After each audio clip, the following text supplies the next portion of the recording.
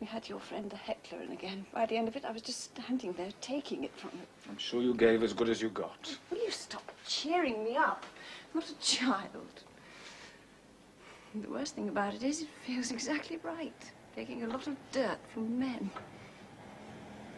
By the end of it, I was just staring down his open throat. Didn't matter what he was saying. It had nothing to do with politics. He was just a big, ugly man who liked shouting at women. And I hated it.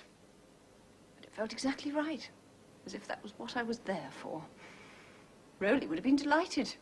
I keep expecting him to turn up and join in the fun. Oh, why don't you go away and let me stew? Or do you enjoy seeing me like this as well? Look, Chris, it's not as bad as all that. You're overwrought. You're letting things get out of proportion. Oh, you are observant. I am overwrought, aren't I? Just like a woman, isn't it? Well, go on, then you tell me what I ought to do as well. I've heard it all from Ron, so I might as well get it from you. Look, Chris. What? Well, listen to me. I am listening. No, you're not. I'm not Raunce. I'm not Rowley. I love you. When Rowley said that, it sounded like a threat, too. It's not a threat. I don't mean it to be a threat. I want to give you the sort of love I gave to Beth. I want that more than anything. Dave. But if you can't accept that immediately, that's all right. I'll wait. I don't want you to feel bullied. I'm your friend as well, you know, whatever happens. I know. Thank you. I am listening now, David. Well, if I tell you what I think you ought to do, it's only me that's talking. I'm not your father or your husband or your agent. I know. Well, I think you're wasting your time holding public meetings. You're sacrificing yourself pointlessly. Whether it feels right or not, I'm sure it's not winning you any votes. Between now and Thursday, you've got to coddle your own voters. Stay with the slums and the tight cottages. They'll come out for you if they think that you care enough. And you don't think you've still got a chance of winning, do you? Of course I don't. But you can still get enough votes to shake the Tories up. You still can. Yes. But not if you go on the way you have been doing. You've... Go on. Well, it seems a cruel and stupid thing to say to someone who's been wearing herself out the way you have, but... Well, I think you've been indulging yourself. And the election is more important than your feelings. Kick me out now.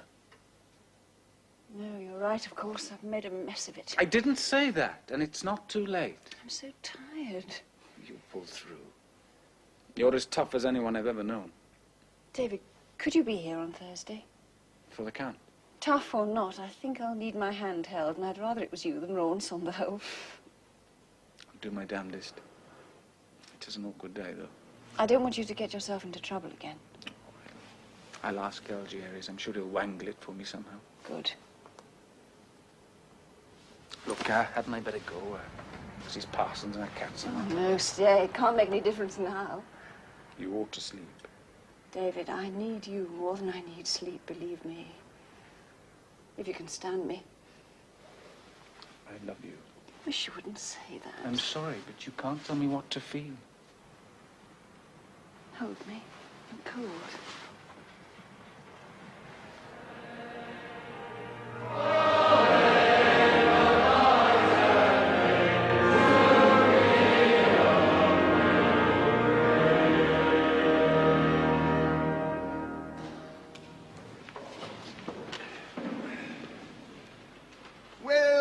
Well, this is very pleasant. An opportunity I didn't think would come my way again. Now, some of the youngest of you young gentlemen may be wondering who this curious old buffer is. Well, no doubt your older friends will tell you all about Mr. Herries. One thing they might tell you is what a very severe old gentleman he can be. So you won't be surprised to hear that prep on Wednesday has been extended by 1 hour. That is so that your consciences will be perfectly clear when you turn out, every single one of you, to cheer the first 15 on Thursday afternoon. Morning, PJ. Morning, Tucker. Oh, congratulations. You must be very gratified. I beg your pardon. I do wish I could find the time from schoolwork to devote to my interests. Yes, well, It is difficult.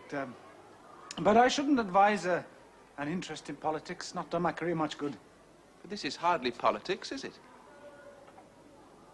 Well, congratulations again. Thanks. I must get along to the lab.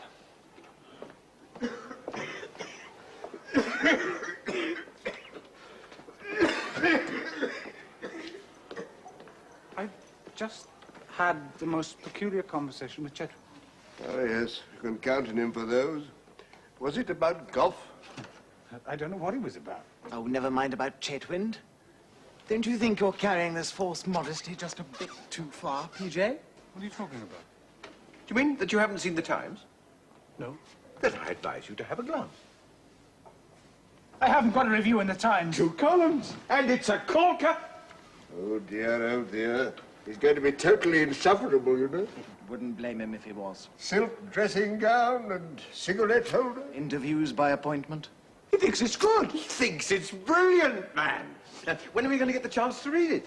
What? I didn't know it was out yet. I haven't received any advance copies. Big square package for you in the parcels room. I saw it this morning. Really? Look, do you mind if I borrow this for a bit? Keep it, old boy. Thanks. Golders of Challicum will frame it for you for 5 shillings. I think you better make some more of these, Ellie. David seems to be going for some sort of record. Oh, I'm sorry. Am I eating too many? It must be nerves. They're delicious, really. As good as my mum's. Thank you, David. It's with some trepidation that I offer Welsh cakes to a Welshman. Do you remember, Algy, when I made curried eggs for Professor Chatterjee? Well, he ate them. Rather more than his fair share, as I remember the occasion. Oh, yes, he did. He also said he'd never tasted anything like them before and were their traditional Devonshire speciality. Well, that sort of thing's rather daunting to the confidence of a good plain cook. Good, yes. Plain, no. To me, you will always be ravishing, my dear. No, what I want to know is what this fellow Powlett Jones has got to be so nervous about. Looks extremely pleased with himself to me. Well, it's this. Sure, I was wondering what that was. I thought, surely he can't have brought his sandwiches. Oh, my... I wanted you to have the first copy. I was waiting to get my hands on this. Oh, it's a very handsome volume, eh? I've written in it. Oh, that'll make it worth twice as much in the second-hand market.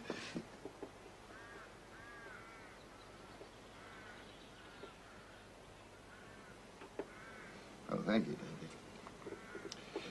Well, I'll try and struggle through it somehow, just to please you. Oh, Algy, don't take any notice of him, David. We're both longing to read your book. Well, it might be a bit more of a struggle than you think. Nonsense. I've read the reviews. Scholarly, entertaining, and highly readable. That's what they said. And we're extremely proud of you.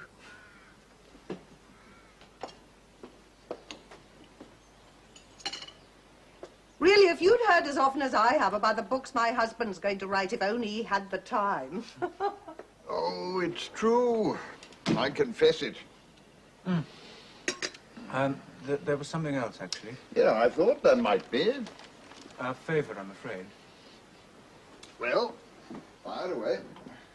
Well, Thursday's polling day at Billhampton, as well as the Taunton match, and, well, Christine's asked me if I could go down there. She's had a bit of a rough campaign, you know. Yes, I'm sure she has.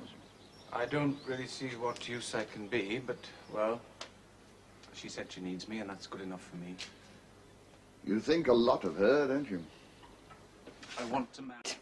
We had your friend the heckler in again. By the end of it, I was just standing there taking it from him. I'm sure you gave as good as you got. Will you stop cheering me up? I'm not a child. The worst thing about it is it feels exactly right, taking a lot of dirt from men.